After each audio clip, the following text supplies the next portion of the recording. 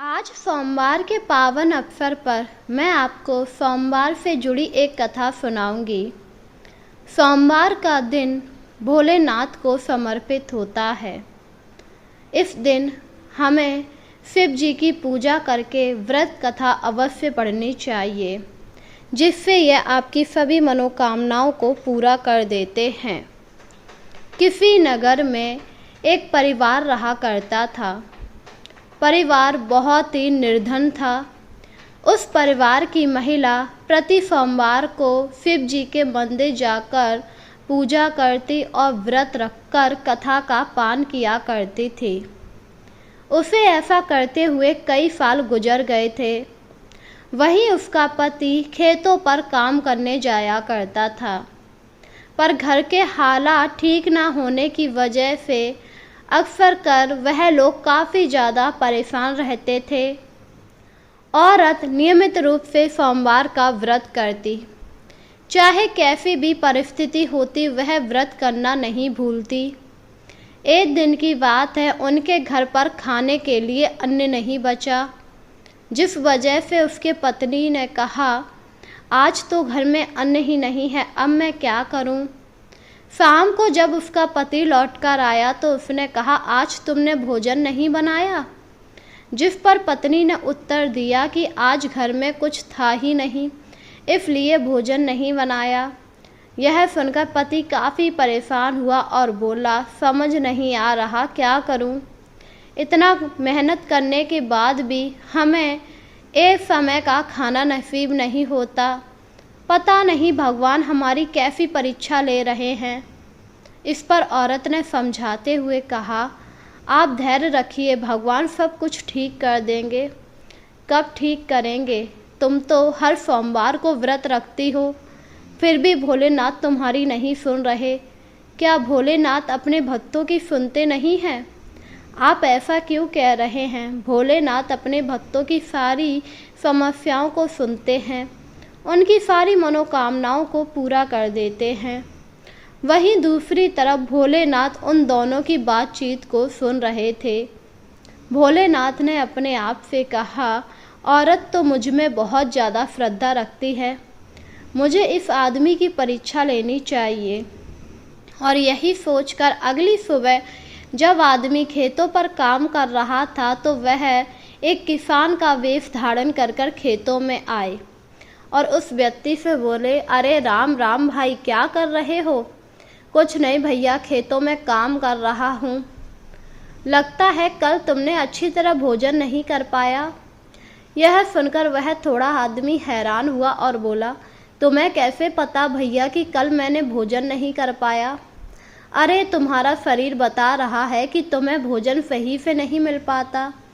यह सुनकर आदमी ने कहा, आप सही कह रहे हो, मुझे भोजन सही से नहीं मिल पाता है, पर वो भी अच्छा है कि मेरी पत्नी हफ्ते में एक बार शिव जी का व्रत करती है, जिससे एक दिन का भोजन बच ही जाता है।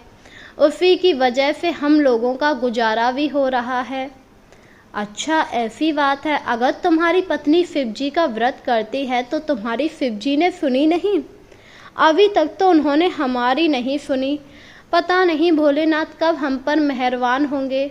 मेरी पत्नी कहती है कि वो जल्द ही मेहरबान होंगे, क्योंकि वह अपने भक्तों को कभी भी दुखी नहीं देख सकते। यह सुनकर वह व्यक्ति मुस्कुराया और बोला, तुम्हें लगता है भोलेनाथ प्रसन्न होंगे? क्या तुम्हें उन पर विश्वास है, श्रद्धा रखते हो? इस पर आदमी ने कहा, वो तो भगवान हैं, उन्हें कौन नहीं मानता? मैं भी मानता हूँ, बस व्रत नहीं रखता। और मेरी पत्नी तो उनमें बहुत ज़्यादा आस्था रखती है, वह उनके बारे में कुछ नहीं सुन सकती, चाहे फिर उसका परिणाम कुछ भी हो।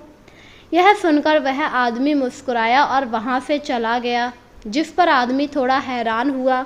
वहीं दूसरी तरफ भोलेनाथ को जब यह बात पता लगी कि औरत उनके बारे में कुछ नहीं सुन सकती, तो वह एक साधु का वेश बनाकर औरत के घर आए।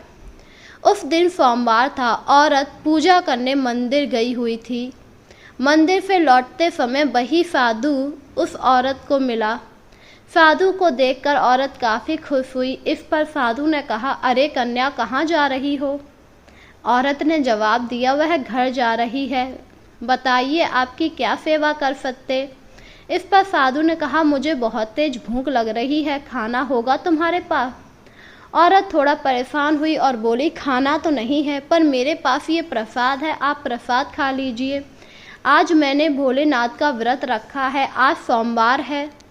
यह सुनकर साधु अत्यंत क्रोधित हुआ और बोला, तुम्हें पता नहीं है, मैं उस पाखंडी को नहीं मानता हूँ, वो अधर्मी है, उसे क्या पता पूजा पाठ क्या होती है, उसकी पूजा में ना कोई विधि है ना कुछ, तुम उसकी पूजा करती हो। यह सुनकर औरत को काफ़ी तेज गुस्सा आई और उसने कहा, आप मुझे कुछ भी कह लीजिए, पर मेरे ईश्वर को कुछ ना कीजिए, वो जैसे भी हैं वो मेरे हैं, उनकी पूजा की कोई विधि नहीं तो यह उन्हीं के लिए नहीं बल्कि हमारे लिए अच्छा है, क्योंकि सारे भगवानों में पूजा की विधि होती है, उन्हें 56 भोग चढ़ाने पड़ते हैं, जबकि मेरे भोलेनाथ तो सिर्फ एक लोटा जल से प्रसन्न हो जाते हैं। उनका जैसा देवता इस पृथ्वी पर कोई नहीं है, वह देवों के देव महादेव हैं। आप उनका अपमान इस तरह नहीं कर सकते हैं, वरना मुझसे बुरा कोई नहीं होगा। यह सुनकर साधु ने कहा, अच्छा ऐसी बात हो तो मुझे क्रोध कर रही हो, तुम्हें पता भी है मैं साधु हूँ, मुझ पर क्रोधित होने का तुम्हें कोई अधिकार नहीं, अगर मैं क्रोधित हुआ तो तुम्हें श्राप दे दूंगा। औरत ने कहा, आप मुझे श्राप दीजिए चाहे कुछ भी, पर आप मेरे भोलेनाथ का इस प्रकार अपमान नहीं कर सकते, मैं अपने इष्ट देव का अपमान नहीं सहूँगी। आपको अगर उनसे ईर्ष्या है तो ये आपकी दिक्कत है, पर आप इस तरह उनका अपमान ना करें, मैं बस आपसे यही कहना चाहती हूँ। यह कहकर औरत वहाँ से चली गई, जिस पर भोलेनाथ अति प्रसन्न हुए। उन्होंने देखा औरत को किसी का भय नहीं था, उसे उन पर पूरा विश्वास था, और इसके बाद भोलेनाथ वहाँ से लौट आए। धीरे धीरे रात हुई। पति काफ़ी ज़्यादा परेशान था, क्योंकि कल उसे काम पर जाना पर उसे काम कहीं मिल नहीं रहा। अपने पति को इतना परेशान देखकर औरत ने कहा, अजी परेशान क्यों हो रहे, मैं जहाँ काम करता था कल काम ख़त्म हो रहा, अब समझ नहीं आ रहा कहाँ काम करूँगा, क्योंकि इतनी जल्दी काम मिलना बहुत ज़्यादा मुश्किल है। अपने पति को इतना परेशान देखकर उसने कहा, आप भोलेनाथ पर विश्वास रखिए, वह कुछ ना कुछ मार्ग अवश्य दिखाएंगे। हाँ हाँ, तुम ठीक ही कह रही हो, अब वही हैं जो हमारी नैया पार लगा सकते हैं, हम भला और किसका सहारा लें। यह कहकर वह दोनों सो गए। रात गहरी हुई। रात में वह लोग आराम से सो रहे थे, तभी औरत को शिव जी ने स्वप्न दिया। स्वप्न ने कहा कि उसके सामने जो बरगद का पेड़ खड़ा हुआ है, उस बरगद के पेड़ के नीचे खोदे, वहाँ पर उसे एक सोने से भरा हुआ कलश मिलेगा। प्रातःकाल औरत उठी और उसने अपने पति को सारी बात बताई, जिससे सुनकर पति थोड़ा हैरान हुआ और बोला, ये तुम क्या कह रही हो। मैं सच कह रही हूँ, कल रात भोलेनाथ मेरे स्वप्न में आए और उन्होंने ही ऐसा किया। अच्छा, अगर उन्होंने ऐसा कहा है तो फिर चलो चलते हैं। इसके बाद वह लोग उसी बरगद के पेड़ के नीचे आए और खुदाई करने लगे। काफ़ी देर खुदाई करने के बाद उन्हें वहाँ एक कलश मिला। कलश को देखकर वह लोग अति प्रसन्न हुए और घर लाकर जब कलश को खोला तो उसमें बहुत सारे सोने चांदी भरे हुए थे। दूसरी तरफ जब यह बात मुखिया को पता लगी तो मुखिया उनके घर आया और मुखिया ने उन दोनों से कहा, तुम्हारी हिम्मत कैसे हुई उस कलश को लेने की। गांव में अगर कोई भी खजाना निकलता है तो उस पर अधिकार मुखिया का होता है, ना कि खजाना निकालने वाले का। यह खजाना मुझे दे दो। इस पर औरत ने कहा, ये खजाना तो हमें स्वयं भोलेनाथ ने बताया है, हमें तो पता ही नहीं था उस बरगद के पेड़ के नीचे कोई खजाना भी है। तुम लोग ये सब बातें बना रहे हो, मुझे बेवकूफ़ समझ रखा है क्या, ये खजाना मुझे दो।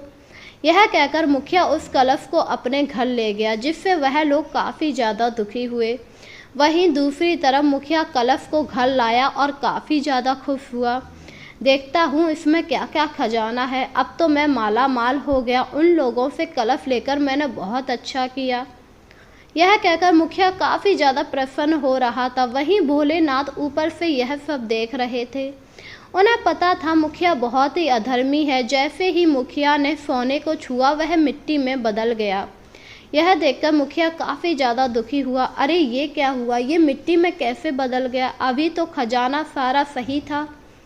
मुखिया को कुछ समझ नहीं आ रहा था। उसने जैसे जैसे खजाना छूता गया सब कुछ मिट्टी में बदलता गया, जिसे देखकर मुखिया काफ़ी परेशान हुआ और बोला, ये तो मिट्टी है, मेरी किसी काम की नहीं, इससे अच्छा तो मैं उन्हीं को दे दूं। यह सोचकर मुखिया उनके घर आया।